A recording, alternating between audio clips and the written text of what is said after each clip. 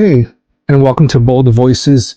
My name is Anthony, and this is where I will be exploring and talking about different types of topics involving personal experiences, social justice, and the fight for equality.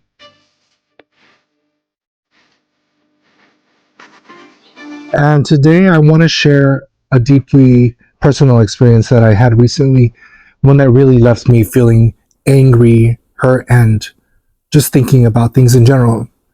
And this specific talk is about hate, what hate looks like, how it feels, and how we can respond to it.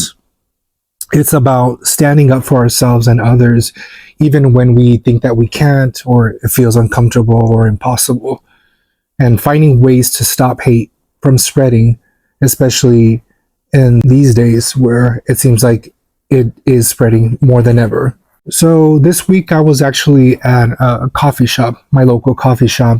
This is a place that I go to every single day, basically every day. And it's just a place that I go to relax, to get things done that I have to.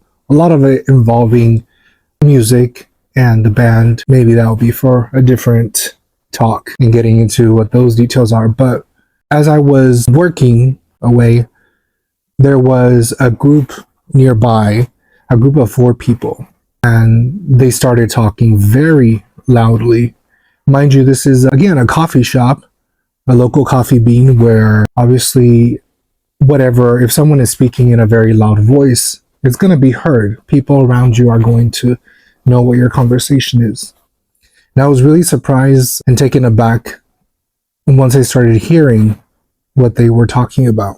And they were just very loud and talking about the LGBTQ plus community in the most hateful and mocking way that you can imagine. So these people were talking in general about gays and trans people. And one person specifically was very vocal, the most vocal out of all of them. And I could tell from their conversation that one person was from Egypt and the other one was from Nigeria, from what I overheard. And there were two males and two females sitting at the table. And as they were talking loudly, they were talking about how in these countries, in Egypt and Nigeria, it is actually illegal to be gay. And for those who might not be aware, in some of those countries, we're fortunate to live in the United States, but there are countries around this world where you can be jailed and even killed for being gay. And so this is what they were talking to. They were referring to their countries and how we're joyful that this is how things are handled in their countries. They were laughing about it. About to one of their mothers and being told that they knew was killed in their country for being gay. And again, just loudly laughing about this as if it was a joke. Interestingly, the one who was the most outspoken out of all of them started talking about how we need masculine men and masculine men need to come back. When, girl, you were the most femme man I've seen as of late. And then, of course, they started pivoting and talking about Trump and the election and how there is a red wave and that we're going back to God and that the world needs to prepare for Trump. The boldness of their hate it instilled in me because they were speaking here in public and joking about the death, suffering and cruelty towards gay people without shame in a public space, revealing cruelty. So hearing those words I was boiling inside. Of course, I wanted to say something to challenge their ignorance and their hatred, but I just didn't feel safe doing so. And to be honest, the fact that I didn't speak up, that I didn't say something after the fact did make me feel embarrassed and ashamed of myself because I started thinking, why can't I say something? Why am I not saying something? How can I let hate and ignorance just be spewed like this in a public place And should I have spoken up? Should I have said something? But then I know that some people may not know this, but obviously, if a group of people are joking and laughing about the fact that gay people are being killed and murdered and imprisoned, I think that it's safe to say that there would be concerns about one's own safety in speaking up. And I think many people don't know what that's like. So this is how I am shedding some light on these things. And sometimes smart and surviving means also not to engage with people who are ignorant, who have these hateful beliefs. And it just made me think about how heavily hate that is now just without any shame being spread just doesn't affect the people who are targeted, but also people who are bystanders and who maybe feel like they can't do anything about what's happening. Also struck me the most about this group wasn't just the hate, but also the hypocrisy. This man who was also talking to his group of friends about how much he admires his musical director in the orchestra, and it's just outstanding how you never know. What if your musical director is gay? What if the person who served you at the coffee shop might be gay? They might be trans. You don't even know that they are. They might, as a side job, be a drag queen. So how is it possible that you can admire someone and then laugh at suffering in the next, or take actions that negatively impact people you might know and people you might love? It's just ironic that people who claim to follow Christ, that are so-called Christians and to follow Christ, mock and dehumanize others in a way that Jesus would never do. Jesus taught us about loving one another, about loving your neighbor, about compassion and love, not hate. And I'm seeing more and more Christians spreading hate, hypocrisy. And this is dangerous because it normalizes this type of behavior. It really says that, well, I can treat you, I can be your friend, I can treat you kindly as a person, but I'm going to mock, condemn, and put other people in danger because of my beliefs. And that's not kindness.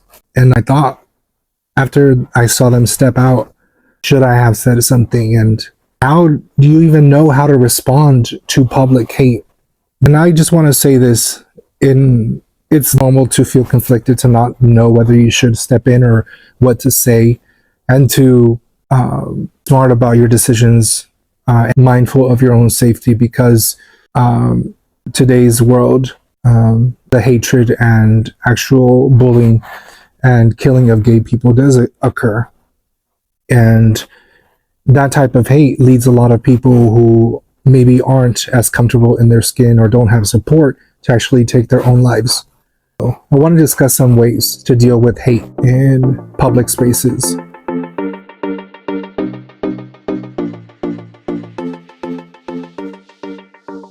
So one, I think it's important to create boundaries without direct confrontation.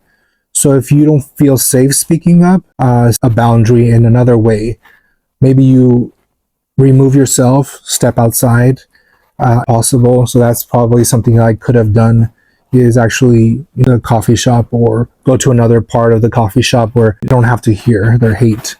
Or you can also report it to someone who can address it, such as management, because businesses have policies against harassment and they might be able to up for you or intervene. Option is to use the power of documentation, because this happened to me in this coffee shop, but of course this can happen to you or to anyone, another type of environment, a different setting.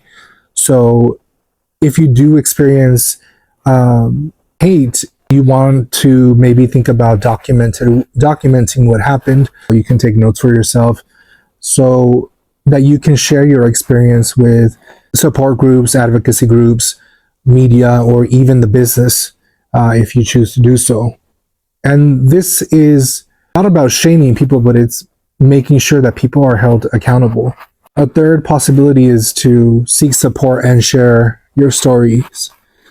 So when you're going through these types of strong and emotions and being faced with hatred, you don't want to don't keep it inside. This is how I am trying to deal with the fact of what I just experienced.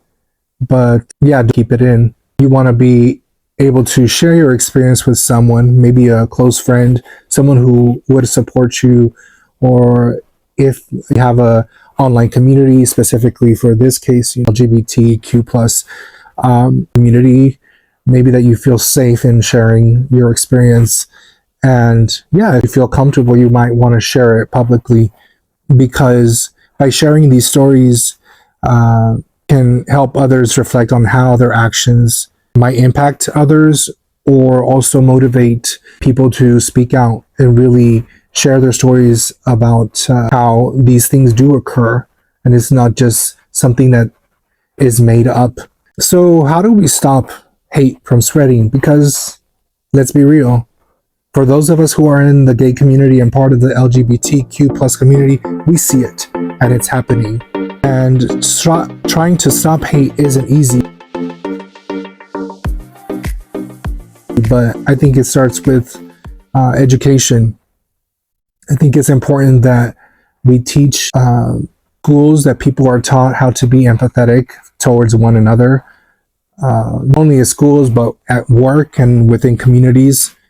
Why I strongly think it's ridiculous how some people on the right are trying to get rid of DE&I and mischaracterize its purpose and its impact, because through teaching one another about diversity and inclusion, we avoid things like these happening, avoid hate from spreading. And at times you might feel like you want to challenge their hypocrisy, especially if it's happening in a public space. And want to support organizations that fight for justice.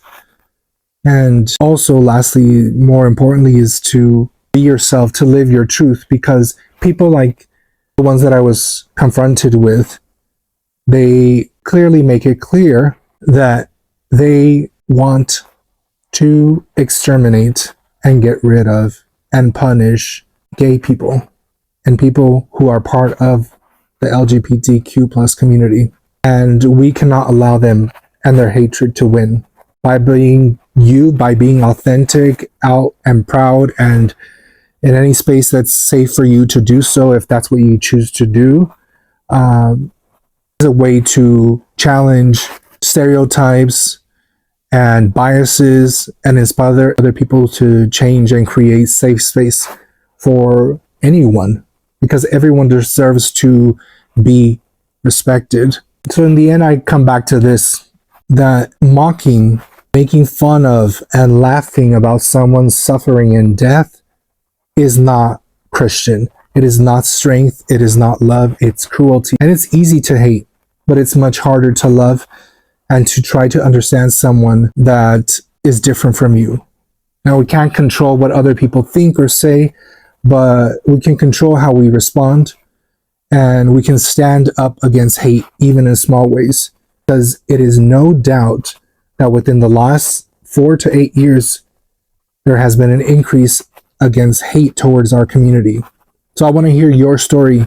If you have had a similar experience where you are in a public place and you observe people who are being loud, mocking, making fun of certain communities, it's the fact that they can be jailed and killed. How did you handle whatever situation you've been through or have experienced or observed? And what advice would you give other people? So let's share, let's support, and build a world where compassion speaks louder than cruelty, hypocrisy, and unchrist behavior. So thank you for joining me. Again, my name is Anthony. This is Bold Voices. And until next time, stay kind, stay strong, and stay bold and authentic. Thank you.